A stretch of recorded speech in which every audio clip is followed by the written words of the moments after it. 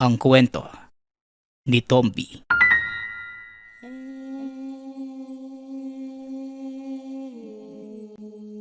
Ang kwentong ito ay hango sa totoong buhay. Mula ito sa isa nating tagapakinig. Karanasan ito ni Makisig. Taong 1985. Probinsya ng Iloilo. Magandang araw o gabi sa ating mga tagapakinig. Tawagin niyo na lang ho ako sa pangalang Basilio. Ito ay kwento ng kuya kong si Makisig. Simulan na natin ang kanyang kwento. Nang mga panahong yun, 12 taong gulang pa lamang ako. 3 na lamang kami sa pamilya. Ako, si Nanay Perlita, at ang kuya kong si Makisig. Wala na si tatay na mga sandaling yun. Maaga itong binawian ng buhay. Atake sa puso ang ikinamatay. Nang isang gabi, sa harapan mismo ng aming tahanan, may nagaganap na pagpupulong ang barangay. Usap-usapan ang mga insidenteng nangyayari sa aming baryo. Ngunit ang pinaka-inaalala ng lahat, ilang beses nang nakikita ng mga tanod ang pagsusunog sa iba't ibang bahagi ng sitio. Dagdag pa dito ang kumakalat na nakakasulasok na amoy. Kaya mapaaraw man o gabi, nakakalat ang mga ito para mahanap ang nagtatagong salarin. Hindi pwedeng manahimik na lang tayo. Dahil baka sa susunod mga bahay na ang masunog. Kababangon pa lang natin mula sa paghagupit ng nagdaang bagyo. Kaya nakikiusap ako sa bawat isa sa inyo. No kung meron man kayong mapansin na kahina-hinalang tao, ipagbigay alam dito sa ating barangay para maaksyonan kagad. Sa ngayon, wala pang masamang epekto pero malay nating lahat. May matindi itong maidudulot. Wika ng kapitan. Marami namang bulong-bulungan. Nagawa ito ng mga kabataang tambay na walang ibang magawa. Subalit ayon naman sa mga nakakatanda, may kinalaman ito sa nagaganap na pagsalakay ng mga aswang. Sunod-sunod ang pambibiktima ng nasabing nilalang. At pagkatapos, lilitaw ang bakas ng pagsusunog. Kung sino man yung nasa likod ng kaganapang ito, magpapasalamat pa ako sa kanya. Wika ni Nanay Perlita na ikinagulat na mga kasamahan. Bakit naman po, Manang? Sa katunayan, dapat nga ho siya nating isumpa. Dahil delikado ang ginagawa niya. Isa itong banta sa buhay ng karamihan. May rason po ba kayo para masabing pasalamatan? Tanong ng kapitan. Isipin niyo sa tuwing may aswang na nambibiktima rito sa lugar natin. Pagkatapos niyan makakakita tayo ng pagsusunog. Hindi ho ba sumasagi sa inyong isipan na baka katawan ng aswang ang sinusunog? Sagot ni Nanay Perlita. Natahimik ang lahat. Nagkatinginan na mapagtanto ang sinasabi ni Nanay. Ngunit walang ni isang nakumbinse. Aling Perlita, ang sabihin mo, sumasabay ang kung sinong lukulukong yan sa isyu ng aswang dito sa atin? Paano naman masusunog yung katawan ng aswang? Napakahirap kalabanin ng nilalang na yan. Sige nga, kung totoo man ang naisip mo, sino naman ang matapang na nakapatay? Paghamon ng isa pang ginang. Malay natin. Nasa tabi-tabi lang yung taong yon. Pero kung sino man siya, Nagpapasalamat talaga ako. At kapitan, huwag mong isipin na susunod mga bahay na natin ang masusunog dahil hindi yan mangyayari. Kasi kung totoo man yun, dapat noon pa. Ang taong ito, bangkay lamang na mapupuksang aswang ang sinisilaban. Paninindigan ni Nanay Perlita. Nagkatinginan ang mga tanod maging ang kapitan. Bakas sa mukha na hindi naniniwala sa sinasabi nito. Matapos naman ang pag-uusap na yun, nagpasya ang lahat na magsiuwian na sa sari-sariling mga tahanan. Habang si Nanay Perlita naman, nakangiti pa habang papasok sa aming tahanan. Kagad ko itong sinalubong. Iiwas pa sana at didiretso sa kanyang silid. Ngunit kagad ko itong sinundan. Ay nako, nandito na ang magaling kong nanay. Ano ba naman yung pinagsasasabi niyo doon sa pagpupulong, Nay? Ay nako, si nanay talaga hindi na lang manahimik. Ako nga rito hindi kumikibo. Siya naman tong daldal ng daldal. Paano kung mabisto si Kuya Makisig? Kasalanan mo po talaga yun. Wika ko kay nanay. Ay nako Basilio, gusto ko lang baguhin yung tingin nila sa nangyayari. Ginagawa nilang masama yung kuya mo. Alam natin na mabuti ang hangarin ni Kuya Makisig mo. At ang pagsusunog, hindi magdudulot ng kapahamakan sa mga tao. Tugon ni Nanay Perlita. Oh, ano na naman ba yung pinagtatalunan yung dalawa dyan? Huwag niyo masyadong lakasan yung mga bibig niyo. Mamaya baka may ibang makarinig sa labas. Sita ni Kuya Makisig. Nang madinig kami ni Nanay na nag-uusap sa nangyari. Kuya, ito kasing si Nanay Perlita. Dumalo pa sa pagpupulong ni Kapitan. Kung ano-ano yung pinagsasasabi. Nag-aalala lang po ko. Baka mas lalong masamain ang lahat yung ginagawa nyo. Hindi yan, Basilio. Hanggat walang nakakakita, mananatiling palaisipan ng bakas. Hayaan nyo sila. Basta kayo mag-ingat sa mga aswang ha, na basta-basta nilang lumilitaw. May hindi pa kasi ako nahuhuli. Nakawala yung tinutugis ko noong nakaraang buwan. Panira kasi yung mga tanod na yun Sumakto pang dumaan sila kaya ayon, nalingat ako ng tingin. Nangangamba din ako na baka bumalik yun. Hindi natin alam yung takbo ng isipan ng mga yun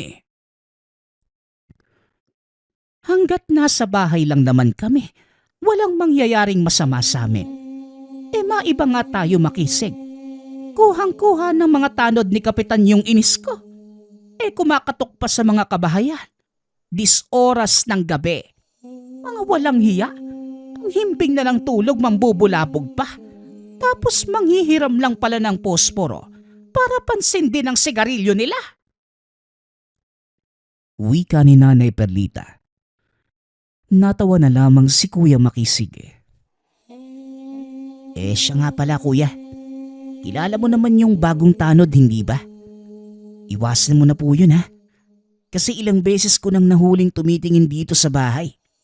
Yung tinginan na parang may gustong alamin. Balita ko hindi rin yan taga rito. Bagong lipat lang noong nakaraang buwan. Malay natin, may masamang balak pala yung taong yun. Wika ko kay kuya. Napaisip naman si Kuya Makisig sa sinabi ko. Kilala niya ang tinutukoy kong tanod at minsan na ring nahuling tumitingin sa aming tahanan. Noong una, binabaliwala lamang sa pag-aakalang hindi sadya. Ngunit nang mapadalas ay nagduda na rin ito. Hindi pa naaasikaso ang bagay na yun dahil tutok ito sa panunugis ng aswang. Huwag kang magalala. Napansin ko rin yan pero hayaan nyo na lang muna. Wala namang masamang ginagawa Maging alisto na lang tayo para madali nating mapigilan kung sakaling may gagawin. Wika ni Kuya Makisig. Kagaya ng palaging ginagawa sa araw-araw, abala si Kuya sa pag-asikaso ng tangan, ang bertud ng asul na San Telmo na ilang dekada nang ginagamit bilang proteksyon at panlaban sa mga aswang na walang tigil sa pambibiktima. Hindi ito binili o hiningi. Kusa itong lumapit sa kanya. Sa mas madaling salita, siya ang natagpuan ng mutya. Dati pa itong nagkaka-interes pagdating sa usaping aswang o kababalaghan. Galing ito sa probinsya kung saan marami ring naglipa ng nilalang. Kaya nang magkaroon ng tangan, dito na naging ganap ang pagiging manunugis. Hindi na mabilang ang nakalabang aswang. Kumpara sa dating probinsya, hindi nakikita ng mga tao ang bakas ng pagsusunog sa katawan ng tinugis dahil masyadong liblib at masukal ang kagubatan. Ngunit dito sa lugar na kasalukuyang tirahan, madaling nahanap kahit na hindi sadya. Malawak dito ang kapatagan at puro taniman. Tag-ani kaya malinis na malinis ang paligid. Pagsapit naman ng hapon, ginugol ni Kuya Makisig ang oras para tulungan ako sa pagsusunog ng mga tuyong dahon.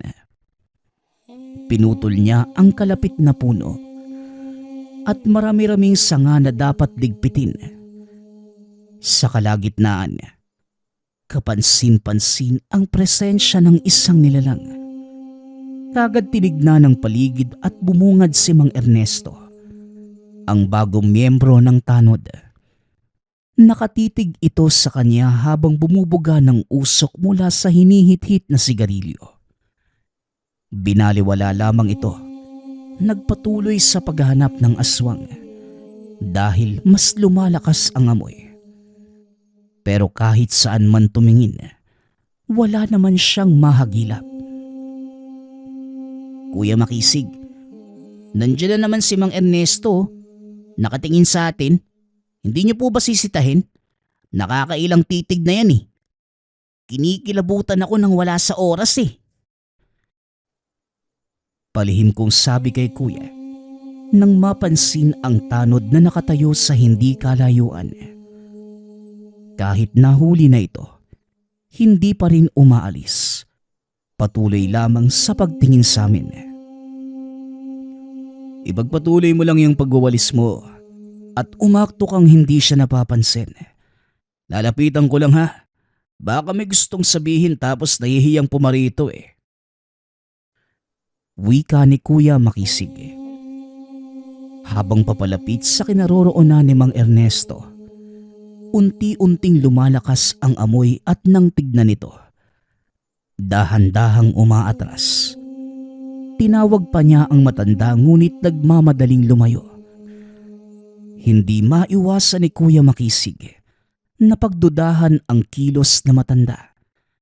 Napabuntong hininga na lamang siya habang hinahatid ito ng tanaw. Natigilan din na mapagtanto ang isang bagay. Kasabay ng pag-alis ni Mang Ernesto sa lugar, ay siyang pagkawala rin ng alingasaw. Napatitig siya sa dinaanan nito, dali-daling sinundan. Nakarating sa tahanan nito ngunit wala namang tao. Sinamantala ang pagkakataong makiramdam. Kahit ang tangan ay nagbibigay ng senyales na merong nilalang sa paligid. Kaso nga lang, hindi ito pwedeng pumasok baka pag-isipan ng masama. Naghintay na lamang kung kailan magpapakita si Mang Ernesto. Ngunit sumapit na lamang ang dilim. Wala pa rin ito. O Makisig, ano ang ginagawa mo sa bahay na yan? Si Ernesto ba ang sadya mo? Nako, madaling araw ko lang siya madalas napapansin dyan sa kanila. Kung meron kang ipapasabi, ako na lang kung gusto mo. Wika ng kapitbahay. Natawagin na lang natin sa pangalang Tatang Danilo. Nagtaka naman si Kuya Makisig dahil malaki ang pagkakangiti nito. Bagay na hindi ginagawa ng matanda. Aba, Mang Danilo, parang masaya ka yata ngayong araw ah. Naibenta mo siguro yung alaga mong kalabaw ano? Sa ngiting yan parang oo eh. Magpainom ka naman. Pabirong wika ni Kuya Makisig. Ngunit nagbago ang ekspresyon sa mukha ni Tatang Danilo. Naging seryoso ito at nakatitig sa mga mata ni Kuya. Inaya siya nito sa tahanan upang doon ituloy ang usapan. Paano ba naman makakabenta kung palagi na lang nabibiktima ng aswang ang mga alaga ko? Nitong nakaraang araw nga lang halos ubusin ang kambing ko. Natutuwa lang ako dahil sa wakas, napagawi ka rito sa amin. Alam mo bang may kapitbahay rito na... Hindi na itinuloy ni Tatang Danilo ang pagsasalita. Sa halip, sumenyas upang iparating ang gustong sabihin. Nakuha naman ito ni Kuya. Hindi lang makapaniwala nang malaman kung sino ang tinutukoy. Nako, matagal ko nang gustong sabihin sa'yo. Kaso nag-aalangan ako Alam mo na, kakaiba ang kakayahan ng nilalang na yan. Kaya nitong malaman kung sino ang may salita laban sa kanya. Nag-iingat lang. Ayaw ko pang sumakabilang buhay. Dagdag ni Tatang Danilo. Tatang Danilo, sigurado ka ba talaga na siya nga? Mahirap magparatang lalo na sa usaping to ha? Tugon ni Kuya Makisig. Kilala mo ko, Makisig. Hindi ko galing magsabi ng mga bagay na walang matibay na basehan. Marami sa mga alaga ko ang nabiktima na. Maniwala ka man o hindi, ilang beses ko siyang nakita. Hindi lang sa oras na dinali ang mga hayop ko. Magkapit bahay lang kami, kaya alam ko. Paniniguradong tugon ni Tatang Danilo. Napabuntong hininga si Kuya Makisig. Sa puntong yon, mas naging malinaw ang napansin kanina. Matapos ang usapan, nagpaalam na ito. Pagkalabas sa tahanan ni Tatang Danilo, sinilip muna ang tahanan ni Mang Ernesto. Walang katao-tao. Wala ding ilaw sa loob ng tahanan. Ngunit malakas ang pakiramdam na nasa loob lamang ito. Upang hindi mahalata ang pagmamasid, nagkunwari itong may hinahanap. Nilampasan ang bahay at saka dumiretso sa pag-uwi. Pagkarating naman sa tahanan, nagulat si Kuya nang makita kami ni Nanay Perlita na may hawak na patalim. Saka lamang din pinagbuksan ng pinto nang magsalita siya. Ay nako Makisig, ikaw lang pala yan. Mabuti naman at nandito ka na. Saan ka ba nagpupunta anak? Tanong ni Nanay Perlita. Nay, nagpunta lang po ako sa kabilang sityo Natagalan kasi ako, nagkausap kami ni Tatang Danilo. Ano ba yung nangyayari at parang susugod kayo sa lagay na yan Ibalik nyo na nga yung itak doon sa kusina. Masugatan pa kayo niyang itak na hawak nyo Tugon ni Kuya Makisig. Paano ba naman kuya? May umaaligid na aswang kanina Nakapagtataka nga kasi lumapit pa talaga rito sa bahay. Parang gustong pumasok Kung nandito ka lang sana kuya, sigurado kung napatay mo na yun. Wika ko sa kanya. Dali-daling sinuri ni Kuya Makisig ang paligid. Ngunit huli na. Kanina pa pala nakaalis ang nasabing nilalang. Hindi naman ba kayo nasaktan? Anong klaseng aswang ba yon? Ilarawan nyo nga sa akin. Tanong ni Kuya Makisig. Malaki siya kuya Kahubog ng taong lalaki. Ang pangit na muka. Mabaho. Basta kuya, akala nga namin ni nanay madadali kami. Mabuti, hindi naman. Parang napadaang lasing lang na hindi sinasadyang makasagi. Ganun. Nagkaroon ng ideya si Kuya Makisig kung sino ang nilalang. Akma ang deskripsyon sa halimaw na nakalaban noong nakaraang mga buwan. Yung nakatakas ng mapadaan ang mga tanod sa gawi kung saan sila naglalaban. Hula niya, binalikan siya nito. Ngunit ang ipinagtataka, paano nito nalaman ang tahanan? Napabuntong hininga na lamang si Kuya Makisig. Nang mga sumunod na sandali, tulog na ang ina at kapatid. Subalit siya ay gising na gising sa pag-aalala na baka lumitaw muli ang aswang. Tahimik lamang na nagkakape sa sala habang pinapanood ang madilim na paligid doon sa nakabukas na bintana. Hindi nagtagal. Dumaan ang mga tanod. Tinawag siya nang makita ng kapitan. Magandang gabi ho, kapitan. Mukhang marami ho kayo ngayon kumpara sa mga nagdaang gabi Pagbati ni Kuya Makisig. Oo nga Ang mga tambay naisipang tumulong. Kaya pinasama ko na sa paglilibot. Mas maayos sana kung pati ikaw rin Lahat ng mga kalalakihan sa bawat bubong nakikiisa. Ikaw na lang ang hindi. Tugon ng kapitan. Pasensya ka na hukap ha. Bata pa yung kapatid kong lalaki. Ayaw kong iwanan baka kasi may mangyaring masama. Naglipa na pa naman yung mga aswang sa panahon ngayon. Baka sa ibang aktibidades ng barangay ako makakatulong. Wag lang po sa pagiging tanod ha. Pasensya ka na po talaga, Kap. Tugon ni Kuya Makisig. Naiintindihan ko naman.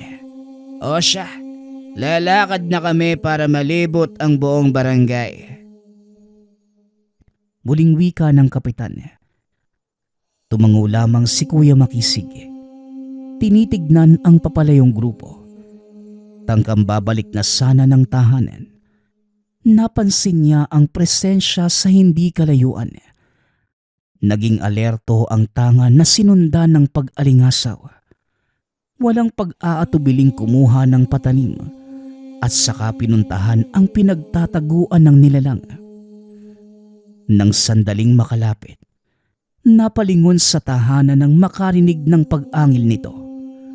Nagtataka sa mabilis na kilos. Kagad bumalik ng bahay si Kuya Makisig. Dali-daling umakyat sa bubong para hanapin ang aswang. At pagkarating naman sa itaas, dali-dali siyang sinunggaba ng nilalang. Hindi nakabawi dahil sa biglaang pag-atake. Nahulog pa silang pareho at sakto namang pumaibabaw siya rito. Walang pagdadalawang isip na tinaga. Mabilis nakailag hanggang sa nakawala. Tumayo ito sa unahan at masamang tumitig sa kanya. Ang galing mo rin Natuntun mo pa yung bahay ko. Nagkataon nga lang ba? O talagang alam mo kasi nakatira ka sa malapit? Alin ba sa dalawa? Tanong ni Kuya Makisig. Ngunit hindi sumagot ang nilalang. May hinang pag-angil lamang ang naging tugon sa katanungang yun. Pagkatapos, muling sumugod ang aswang. Naging alerto si Kuya Makisig dahil mabilis ang kilos nito. Nasusundan ang bawat galaw niya at madaling nakakaiwas. Ilang beses siyang nawala ng balanse dahil sa taglay nitong lakas. Nang makabawi, si Kuya Makisig naman ang umatake ngunit sa pagkakataong yun, walang tumatama sa ilang beses na pagtaga. Lahat ng mga ito ay naiilagan ng nilalang. Nadidinig pa niya ang nang-iinis nitong pag-angil. Aba, Pinaghandaan mo yata ang pagkikita nating to ano? Kung dati madali kitang napapatamaan, ngayon naman sobrang hirap. Pero sige lang, tignan natin kung hanggang saan ang kaya mo. Sige, lapit! Paghamon ni Kuya Makisig, kagad namang sumugod ang aswang. Sa sobrang bilis ng kilos, nahirapan itong umiwas sa mga pag-atake. Napapaatras na lamang habang iniinda ang lakas nito. Hinayaan niya muna hanggang sa nabigyan ng pagkakataon. Sa puntong ito, hindi na nakatakas ang nilalang nang bumaon ang patalim sa dibdib. Sunod-sunod ang pagtaga. Kalaunay binawian ng buhay. Dali-dali itong hinila ni Kuya Makisig papunta sa likod ng tahanan. Nang madinig ang ingay ng mga tanod, naitago naman ito bago pa makita. Nakangiti niyang binati ang mga kakilala. Ngunit kinabahan nang mag-usisa ang iilan. Oy, this oras na ng gabi nasa labas ka pa. Pag-eseg, balak mo ba umalis? Tanong ng isa sa mga tanod. Ang iba naman ay iniilawan ang paligid. Saan naman ako pupunta sa ganitong oras, Aber? Lumabas lang ako. Hindi kasi ako makatulog kaya naisipan kong magmasid na namang sa lugar. Baka sakaling makatulong ako sa inyo sa pagbabanday. Tugon ni Kuya Makisig. O siya, hindi na rin kami magtatagal. Nalibot na rin namin doon banda. Sa kabila naman, mag-ingat ka dyan ha. Kung sakaling may mapansin ka, huwag mo kalimutang magsabi sa amin. Wika ng isa pang tanod. Saka lamang nakahinga si Kuya Makisig ng maluwag. Nang makaalis na ang mga ito, abot langit ang pagiging kabado ng tangkain ng isang tanod na sumilip sa likod. Mabuti na lamang at hindi nakita ang tinakpang bangkay. Pagkatapos, dali-dali siyang nagsuot ng maitatakip sa muka at hinila ang katawan ng aswang. Sa dulo ng taniman naisipang sunugin. Sinigurado niyang walang ibang makakakita sa gagawin. Dali-daling nagukay. Itinambak doon ang katawan at saka sinindihan. Sinabayan na rin ng orasyon ang pagliliyab ng apoy. Makalipas ang ilang oras, tinabunan na mga dahon at saka umalis.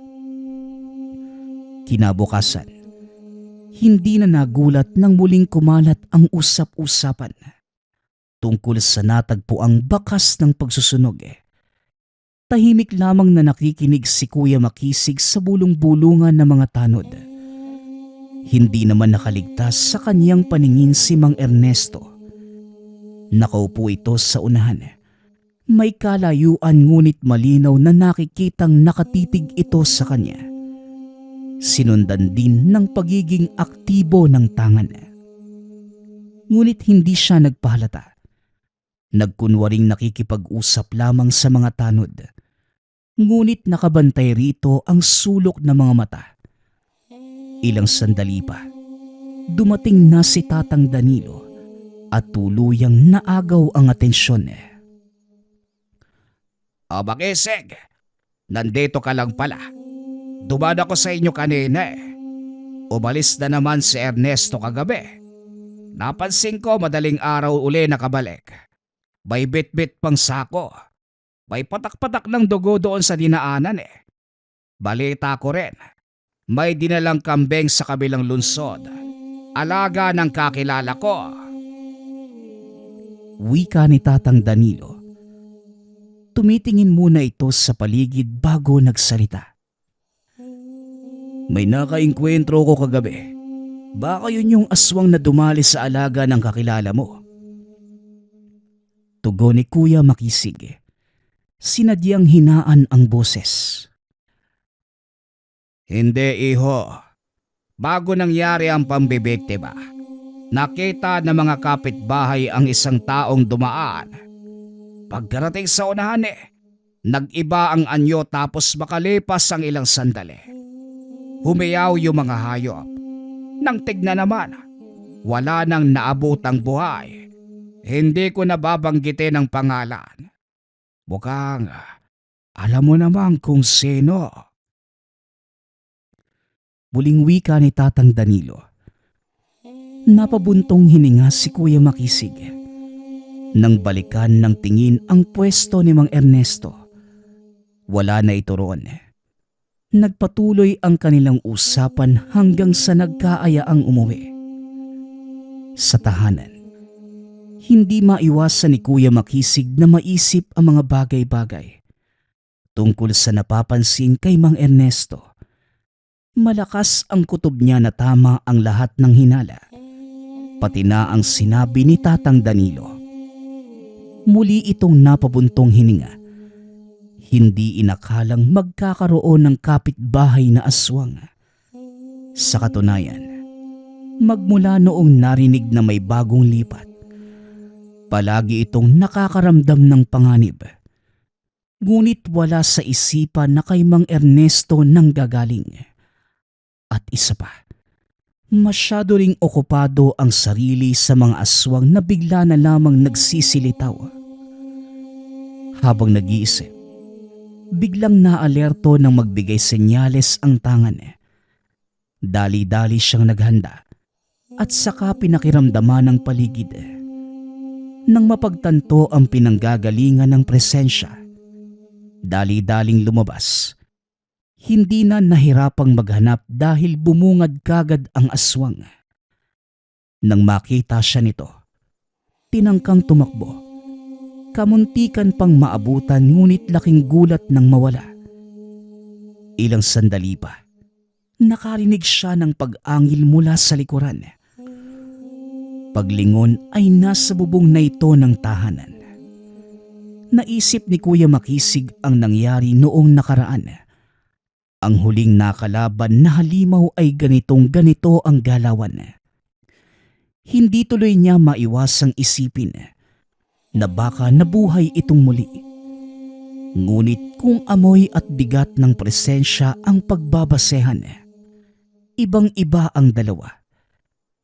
Dali-daling bumalik ng tahanan si Kuya Makisig at kagad hinamon ang aswang. "Halika rito, aswang! Bumaba ka dyan. Huwag mo na akong paakyatin dahil nasira na yung hagdan. Dumito ka sa baba at dito rin tayo magharap."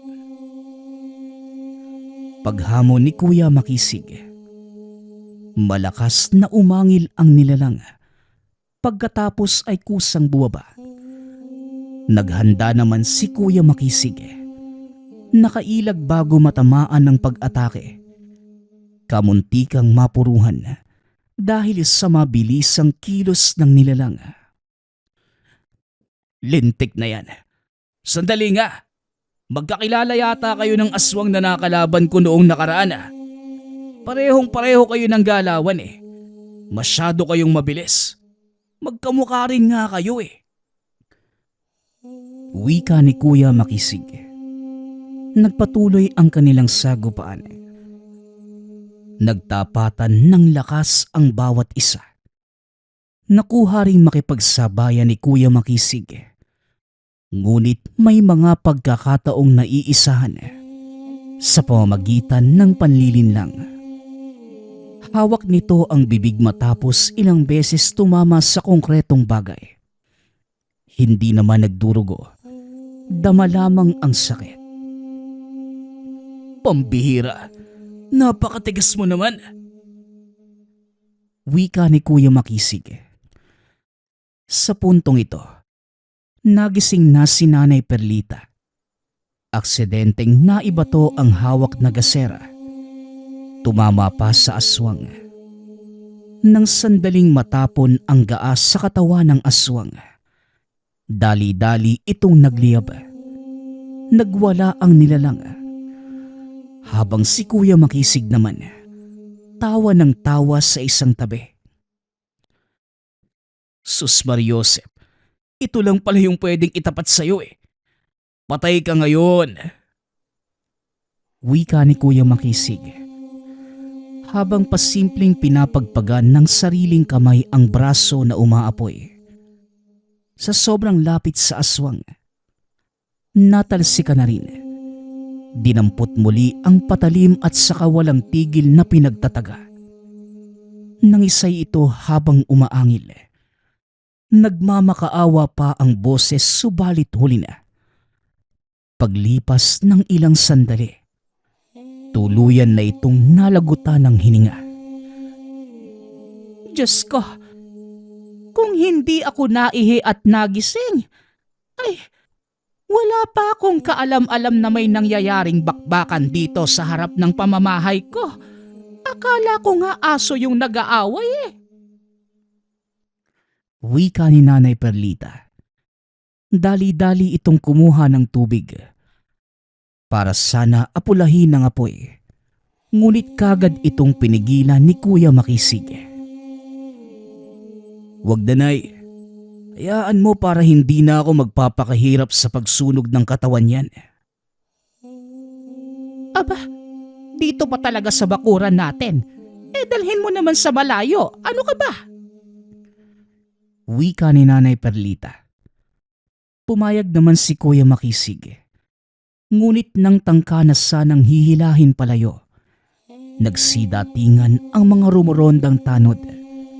Nagmamadaling lumapit ang mga ito nang makita ang apoy sa pag-akalang may sunog. Nako, ano na naman ang nangyari dito? Makisig, teka, ano yan? Nagtatakang tanong ng kapitan. Aswang po, Kapitan. Sumugod ba naman po sa bahay ang lintik eh? Nasira pa nga po yung bubong dahil sa halimaw na yan. Nasunog kasi. Inagisa ni Nanay Perlita ng gasera. Pinagtataga ko rin ang itak kaya ayan. Patay na. Tugon ni Kuya Makisig. Nakumbinsi naman ni Kuya ang lahat.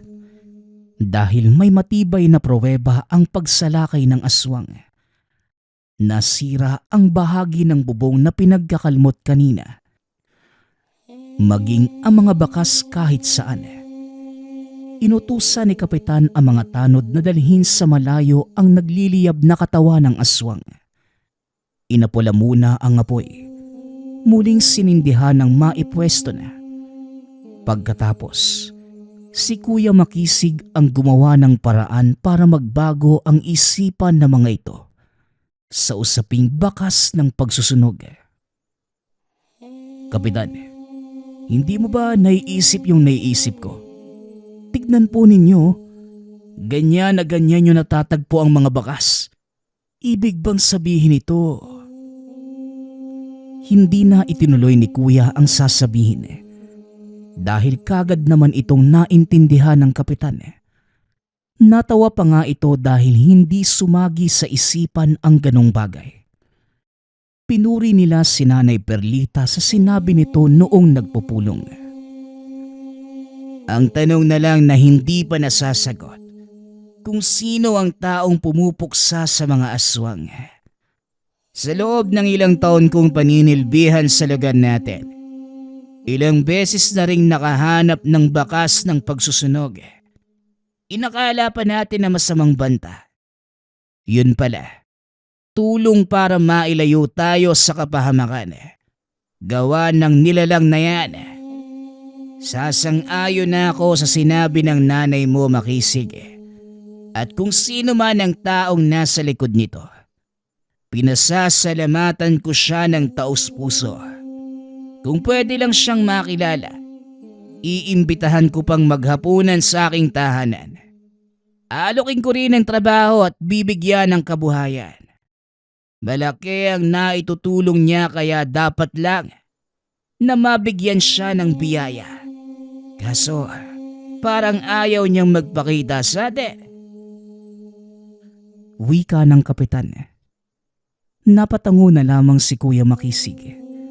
Sa kabilang banda, natuwa rin dahil nagbago ang isipan ng mga tao sa mga nangyayari. Paglipas ng mga araw, wala na itong nababalitaan tungkol kay Mang Ernesto. Walang nakakaalam kung nasa na ito. Iginiit ni Tatang Danilo na aswang ang nasabing matanda. Kaso hindi na matukoy kung alin sa dalawang nakalabang nilalang noong gabing yun. Hindi nakita ang anyong tao. Subalit ipinapaubaya na lamang sa itaas kung nasaan man ito. Kung dati, nangangamba na baka masama ang kahinatnan ng tagalugar dahil sa bakas ng pagsusunog. Ngayon ay natutuwa pa sa tuwing merong natatagpuan dahil nagsisilbi itong paalala na merong napuksang aswang. Nagroronda pa rin ang mga tanod sa gabi, ngunit paminsan-minsan na lamang dahil nakampante sa presensya ni Kuya Makisig. Nalingid sa kanilang kaalaman na siyang nagbabantay sa gabi laban sa mga nilalang at kanilang kapangahasan. Nagpapasalamat nga pala ako sa lahat ng sumusuporta sa ating channel. Nawa ay patuloy niyong suportahan at pakinggan ang ating mga kwento. Hanggang sa muling pakikinig. Paalam.